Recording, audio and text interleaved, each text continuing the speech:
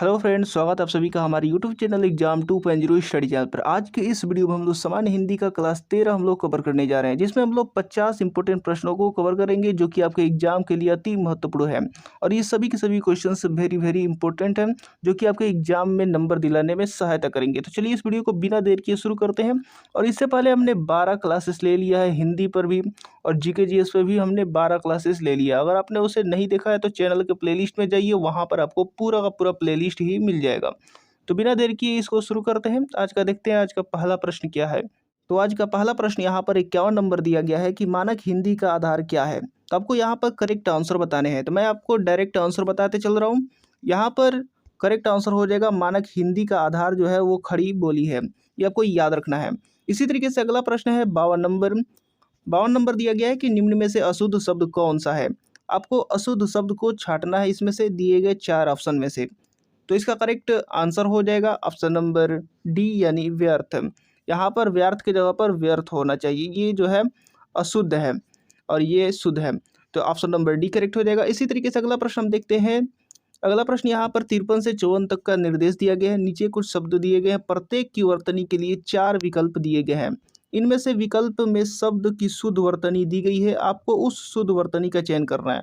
आपको कुल मिलाकर के इन 4 ऑप्शनों में से आपको बताना है कि शुद्ध शब्द कौन सा है। तो इसका करेक्ट आंसर क्या होगा, जल्दी से बताइए।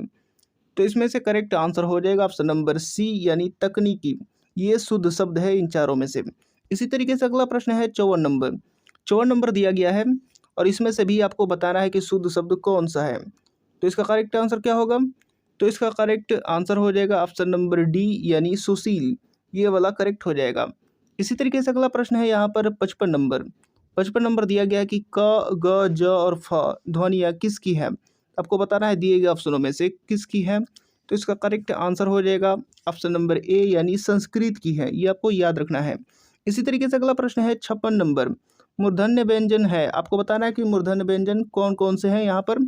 तो इसका करेक्ट आंसर क्या होगा। इसका करेक्ट आंसर हो जाएगा ऑप्शन नंबर सी यानी ट, ठ, ड और ढ, अड़। ये सब के सब क्या है, मूर्धन्य व्यंजन है। ये आपको याद रखना है। ऑप्शन नंबर सी करेक्ट हो जाएगा। इसी तरीके से अगला प्रश्न हम बढ़ते हैं आगे 57 नंबर पर। 57 नंबर दिया गया है कि मीरा जोर से हंसी। यह वाक्य किस प्रकार की क्रिया का समुचित उदाहरण है। आपको बताना है कि किस प्रकार की क्रिया का समुचित उदाहरण है मीरा जोर से हंसी। तो ऑप्शन में से करेक्ट आंसर क्या होगा। इसका करेक्ट आंसर हो जाएगा ऑप्शन नंबर ए यानी अकर्मक क्रिया। इसी तरीके से अगला प्रश्न हम देखते हैं 58 नंबर। निम्नलिखित में से कौन सा शब्द जातिवाचक संज्ञा नहीं है। तो इसका करेक्ट आंसर क्या होगा।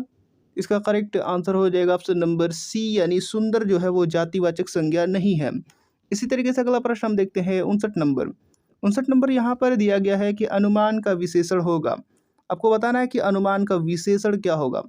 तो इसका करेक्ट आंसर हो जाएगा ऑप्शन में से ऑप्शन नंबर ए यानी अनुमानित। ये आपका करेक्ट आंसर हो जाएगा। अनुमान का विशेषण अनुमानित होगा। इसी तरीके से अगला प्रश्न देखते हैं 60 नंबर।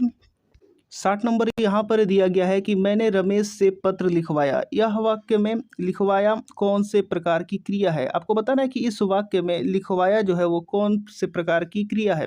तो इसका करेक्ट आंसर हो जाएगा ऑप्शन में से ऑप्शन नंबर बी यानी प्रेरणार्थक क्रिया। इसी तरीके से अगला प्रश्न हम देखते हैं 61 नंबर। 61 नंबर यहाँ पर दिया गया कि निम्नलिखित में से किस वाक्य में अकर्मक क्रिया है। आपको बताना है कि अकर्मक क्रिया किस वाक्य में है दिए गए ऑप्शनों में से। तो इसका करेक्ट आंसर हो जाएगा ऑप्शन नंबर ए यानी पानी बरस रहा है। इसमें अकर्मक क्रिया है। इसी तरीके से अगला प्रश्न हम देखते हैं 62 नंबर। इसके बाद अगला प्रश्न यहाँ पर 62 नंबर दिया गया है कि कोई आ रहा है वाक्य में कोई किस प्रकार का सर्वनाम है। आपको बताना है कि कोई जो है यहाँ पर किस प्रकार का सर्वनाम है। अनिश्चयवाचक है, किस निश्चयवाचक है, संबंधवाचक है या फिर निजवाचक है। तो इसका करेक्ट आंसर हो जाएगा ऑप्शन नंबर ए यानी अनिश्चयवाचक सर्वनाम है कोई। इसी तरीके से अगला प्रश्न हम देखते हैं 63 नंबर। 63 नंबर यहाँ पर दिया गया कि सर्वनाम कितने प्रकार के होते हैं। तो इसमें से करेक्ट आंसर क्या होगा। तो इसका करेक्ट आंसर हो जाएगा ऑप्शन नंबर बी यानी 6 प्रकार के होते हैं। अगला प्रश्न देखते हैं 64 नंबर। 64 नंबर दिया गया कि गरीबों की सहायता करो। गरीबों शब्द क्या है। आपको बताना है कि गरीबों जो है वो शब्द क्या है। तो इसका करेक्ट आंसर क्या होगा। इसका करेक्ट आंसर हो जाएगा ऑप्शन नंबर सी यानी जातिवाचक संज्ञा है। इसी तरीके से अगला प्रश्न है 65 नंबर की नीचे दिए गए वाक्य में कारक बताइए। झगड़ा मेरे और उसके मध्य में था। इसमें बताना है कि कारक कौन सा है। दिए गए वाक्य में कारक बताना है। तो इसका करेक्ट आंसर हो जाएगा ऑप्शन नंबर सी यानी संबंध कारक है। झगड़ा मेरे और उसके मध्य में था। इसी तरीके से अगला प्रश्न हम देखते हैं 66 नंबर। 66 नंबर दिया गया है कि निम्न में स्त्रीलिंग शब्द कौन सा है। आपको यहाँ पर स्त्रीलिंग शब्द बताना है, दिए गए ऑप्शनों में से कौन सा जो शब्द है वो स्त्रीलिंग है। तो इसका करेक्ट आंसर हो जाएगा ऑप्शन नंबर बी यानी गरिमा। गरिमा जो है वो स्त्रीलिंग शब्द है। इसी तरीके से अगला प्रश्न हम देखते हैं 67 नंबर यानी 67 नंबर। यहाँ पर दिया गया है कि कैवर्त शब्द का तद्भव रूप है। आपको बताना है कि कैवर्त शब्द का तद्भव रूप क्या है। तो इसका करेक्ट आंसर हो जाएगा ऑप्शन नंबर बी यानी केवट। इसी तरीके से अगला प्रश्न 68 नंबर दिया गया है कि गृध्र शब्द का तद्भव रूप है। आपको बताना है कि गृध्र शब्द का तद्भव रूप क्या है। तो इसका करेक्ट आंसर हो जाएगा ऑप्शन नंबर डी यानी गीध। इसके बाद अगला प्रश्न यहाँ पर 69 नंबर दिया गया है कि उर्मी प्रकाश। यहाँ पर बताना है उर्मी का अनेकार्थी शब्द दिए गए ऑप्शनों में से कौन सा शब्द होगा उर्मी का। तो इसका करेक्ट आंसर हो जाएगा ऑप्शन नंबर बी यानी तरंग। इसी तरीके से अगला प्रश्न हम देखते हैं 70 नंबर। 70 नंबर दिया गया कि अत्यंत में कौन सा उपसर्ग लगा है। आपको बताना है कि अत्यंत में कौन सा उपसर्ग लगा है। दिए गए ऑप्शनों में से कौन सा करेक्ट होगा। इसका करेक्ट आंसर हो जाएगा ऑप्शन नंबर बी यानी अति। इसी तरीके से अगला प्रश्न 71 नंबर दिया गया है कि किस शब्द में सम उपसर्ग लगा है। आपको बताना है कि सम उपसर्ग किस शब्द में लगा है। तो इसका करेक्ट आंसर हो जाएगा ऑप्शन नंबर सी यानी संहार। संहार में जो है वो सम उपसर्ग लगा है। इसी तरीके से अगला प्रश्न यहाँ पर 72 नंबर दिया गया है कि परमेश्वर। परमेश्वर में बताना है कि कौन सी संधि है। तो इसका करेक्ट आंसर क्या होगा। इसका करेक्ट आंसर हो जाएगा ऑप्शन नंबर बी यानी गुण संधि है। इसी तरीके से अगला प्रश्न हम देखते हैं, और ये वीडियो आपको पसंद आ रहा है तो इसको लाइक करते रहिए, और चैनल को अभी तक सब्सक्राइब नहीं किया है तो चैनल को सब्सक्राइब करके बेल आइकन बटन भी दबा दीजिए, ताकि हमारा एक भी वीडियो का नोटिफिकेशन आपसे मिस ना हो सके और लगातार आप लोग इसी तरीके के नए वीडियोस देखते रहें।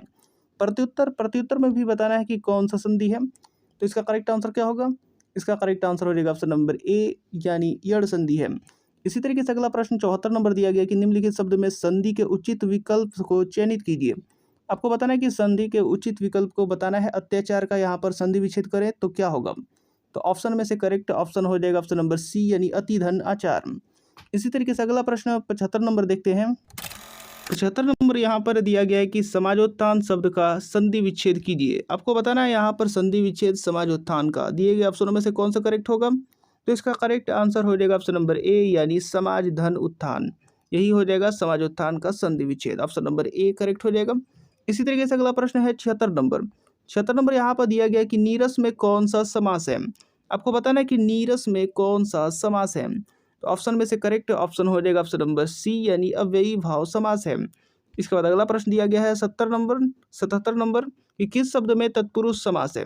आपको बताना है कि किस शब्द में तत्पुरुष समास है। तो इसका करेक्ट आंसर हो जाएगा ऑप्शन नंबर बी यानी गृहागत। गृहागत में यहाँ पर तत्पुरुष समास है, ये आपको याद रखना है।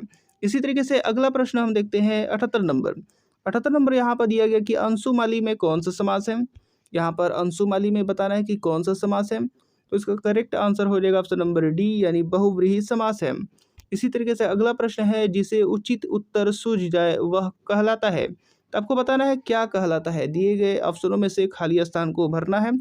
तो यहाँ पर बताना है जिसे उचित उत्तर सूझ जाए उसे क्या कहते हैं। तो इसका करेक्ट आंसर हो जाएगा यहाँ पर ऑप्शन नंबर बी यानी प्रत्युत्पन्नमति। प्रत्युत्पन्नमति कहलाता है। इसके बाद अगला प्रश्न देखते हैं। यहाँ पर निर्देश दिया गया 80 से 82 तक शुद्ध वाक्य का चयन करना है। तो यहाँ पर 80 नंबर दिया गया और इसमें से आपको शुद्ध वाक्य का चयन करना है। तो जल्दी से इसका करेक्ट आंसर बताइए। तो इसका करेक्ट आंसर क्या होगा। तो इसका करेक्ट आंसर हो जाएगा ऑप्शन नंबर सी यानी युद्ध मनुष्य को अमानवीय बनाता है। यहाँ पर स छोड़ दिया गया है, युद्ध मनुष्य को अमानवीय बनाता है।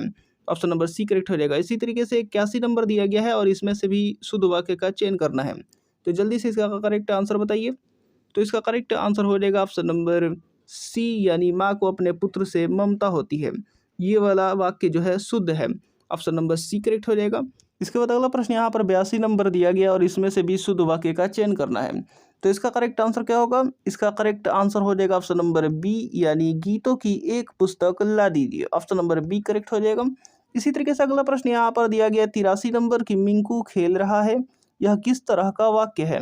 आपको बताना है कि किस तरह का वाक्य है। दिए गए ऑप्शनों में से मिंकू खेल रहा है। तो इसका करेक्ट आंसर हो जाएगा ऑप्शन नंबर ए यानी सरल वाक्य है। इसी तरीके से अगला प्रश्न 84 नंबर दिया गया कौन सा शब्द गंगा का पर्यायवाची नहीं है। आपको बताना है गंगा का पर्यायवाची नहीं है दिए गए ऑप्शनों में से। तो इसका करेक्ट आंसर क्या होगा? इसका करेक्ट आंसर हो जाएगा ऑप्शन नंबर डी यानी सरिता। यहाँ पर गंगा का पर्यायवाची सरिता नहीं है, कि आपको याद रखना है। उसके बाद अगला प्रश्न हम देखते हैं 85 नंबर। 85 नंबर यहाँ पर दिया गया है कि पर्यायवाची की दृष्टि से एक युग्म अशुद्ध है। आपको बताना है कि कौन सा जोड़ा जो है यानी युग्म है वो अशुद्ध है पर्यायवाची की दृष्टि से। तो इसका करेक्ट आंसर हो जाएगा ऑप्शन नंबर सी यानी यमुना और जाह्नवी। ये यमुना का पर्यायवाची नहीं है जाह्नवी। इसी तरीके से अगला प्रश्न हम देखते हैं 86 नंबर। 86 नंबर दिया गया कि निम्न शब्द का विपरीत अर्थ बताइए। विपरीत अर्थ बताना है निम्न शब्द का। यहाँ पर दिया गया अर्थ का विपरीत क्या होगा? तो इसका करेक्ट आंसर हो जाएगा ऑप्शन नंबर डी यानी अनर्थ। इसी तरीके से अगला प्रश्न दिया गया है यहाँ पर 87 नंबर। 87 नंबर यहाँ पर दिया गया है कि दिए गए शब्द का विरोधार्थक पद चुनकर लिखिए, यानी विलोम शब्द बताना है। तो इसका करेक्ट आंसर क्या होगा? ऑप्शन में से राग का क्या होगा यहाँ पर विलोम शब्द? राग का हो जाएगा ऑप्शन नंबर बी यानी द्वेष। ये आपका करेक्ट आंसर हो जाएगा। इसी तरीके से अगला प्रश्न देखते हैं 88 नंबर। अब 88 नंबर यहाँ पर दिया गया है कि पर्वत का तलहटी। पर्वत का तलहटी यहाँ पर क्या करेक्ट होगा दिए गए ऑप्शनों में से? तो इसका करेक्ट आंसर हो जाएगा उपत्यका। उपत्यका यानी ऑप्शन नंबर डी करेक्ट हो जाएगा। इसी तरीके से अगला प्रश्न यहाँ पर 89 नंबर दिया गया कि कंजूसी से धन व्यय करने वाला क्या कहलाता है? तो इसका करेक्ट आंसर क्या होगा? इसका करेक्ट आंसर हो जाएगा ऑप्शन नंबर ए यानी कृपण कहलाता है। इसी तरीके से अगला प्रश्न 90 नंबर दिया गया है कि कढ़ाई से गिरा चूल्हे में आ पड़ा का भाव है। आपको बताना है कि कढ़ाई से गिरा चूल्हे में आ पड़ा का भाव क्या है? तो इसका करेक्ट आंसर हो जाएगा ऑप्शन नंबर ए यानी एक विपत्ति से छूटकर दूसरी में आ पड़ना। ये ऑप्शन नंबर ए करेक्ट हो जाएगा। इसके बाद अगला प्रश्न यहाँ पर 91 नंबर दिया गया कि नई जमीन तोड़ना के चारों अर्थ दिए गए हैं, सही का चयन कीजिए। सही का चयन करना है, तो यहाँ पर क्या करेक्ट हो जाएगा? इसका करेक्ट आंसर हो जाएगा ऑप्शन नंबर सी यानी अनूठा प्रयोग। अनूठा प्रयोग यहाँ पर करेक्ट हो जाएगा। इसके बाद अगला प्रश्न यहाँ पर 92 नंबर दिया गया कि विपत्ति मोल लेना का यहाँ पर अर्थ बताना है। तो इसका करेक्ट आंसर क्या होगा? इसका करेक्ट आंसर हो जाएगा ऑप्शन नंबर बी यानी जानबूझकर संकट में पड़ना। इसी तरीके से अगला प्रश्न दिया गया 93 नंबर की अंडे का शहजादा मुहावरे का अर्थ है। अंडे का शहजादा मुहावरे का क्या अर्थ है? तो इसका करेक्ट आंसर हो जाएगा ऑप्शन नंबर डी यानी अनुभवहीन व्यक्ति। इसी तरीके से अगला प्रश्न दिया गया 94 नंबर फूंक फूंक कर कदम रखना मुहावरे का अर्थ है। तो इसका करेक्ट आंसर क्या होगा? इसका करेक्ट आंसर हो जाएगा ऑप्शन नंबर डी यानी सोच विचार का काम करना। इसके बाद अगला प्रश्न यहाँ पर 95 नंबर दिया गया कि कागजी घोड़े दौड़ाना मुहावरे का अर्थ होगा। तो इसका करेक्ट आंसर क्या होगा दिए गए ऑप्शनों में से? तो इसका करेक्ट आंसर हो जाएगा ऑप्शन नंबर सी यानी व्यर्थ की लिखा पढ़ी करना। ये कागजी घोड़े दौड़ाने मुहावरे का अर्थ है। इसके बाद अगला प्रश्न हम देखते हैं 96 नंबर। 96 नंबर यहाँ पर दिया गया कि आश्रय की बाह्य शारीरिक चेष्टाएं कहलाती हैं। आश्रय की बाह्य शारीरिक चेष्टाएं क्या कहलाती हैं? तो इसका करेक्ट आंसर क्या होगा? इसका करेक्ट आंसर हो जाएगा ऑप्शन नंबर बी यानी संचारी भाव कहलाती हैं। तो ऑप्शन नंबर बी करेक्ट हो जाएगा। इसी तरीके से अगला प्रश्न है यहाँ पर 97 नंबर आदिकाल की रचना है। आदिकाल की रचना क्या है? तो इसका करेक्ट आंसर हो जाएगा ऑप्शन नंबर डी यानी खुमान रासो। खुमान रासो जो है वो आदिकाल की रचना है। इसके बाद अगला प्रश्न यहाँ पर 98 नंबर दिया गया कि वैदेही वनवास किसकी रचना है? तो ऑप्शन दिया गया और इसमें से करेक्ट ऑप्शन बताना है। तो इसका करेक्ट आंसर हो जाएगा ऑप्शन नंबर बी यानी अयोध्या सिंह उपाध्याय हरिऔध। ये ऑप्शन नंबर बी करेक्ट हो जाएगा। इसी तरीके से अगला प्रश्न यहाँ पर 99 नंबर दिया गया कि लेखक और उसकी रचना का कौन सा जोड़ा गलत है? आपको बताना है लेखक और उसकी रचना का जो कौन सा जोड़ा है जो गलत है। तो इसका करेक्ट आंसर क्या होगा? इसका करेक्ट आंसर हो जाएगा ऑप्शन नंबर ए यानी स्कंद गुप्त लक्ष्मी नारायण मिश्र। ये गलत है। उसके बाद अगला प्रश्न हम देखते हैं 100 नंबर और ये वीडियो का लास्ट प्रश्न है। यहाँ पर 100 नंबर दिया गया कि कार्यालयी पत्रों की भाषा होती है। तो यहाँ पर कैसी भाषा होती है? तो यहाँ पर करेक्ट आंसर क्या होगा दिए गए ऑप्शनों में से? तो इसका करेक्ट आंसर हो जाएगा ऑप्शन नंबर बी यानी औपचारिक भाषा होती है। तो उम्मीद करता हूँ दोस्तों ये वीडियो आपको पसंद आया होगा और अभी तक आपने इसको लाइक नहीं किया तो लाइक कर दीजिए और चैनल को अभी तक सब्सक्राइब नहीं किया है तो चैनल को सब्सक्राइब करके बेल आइकन बटन भी दबा दीजिए ताकि हमारा एक भी वीडियो को नोटिफिकेशन आपसे मिस ना हो सके। तो मिलते हैं अगले वीडियो में।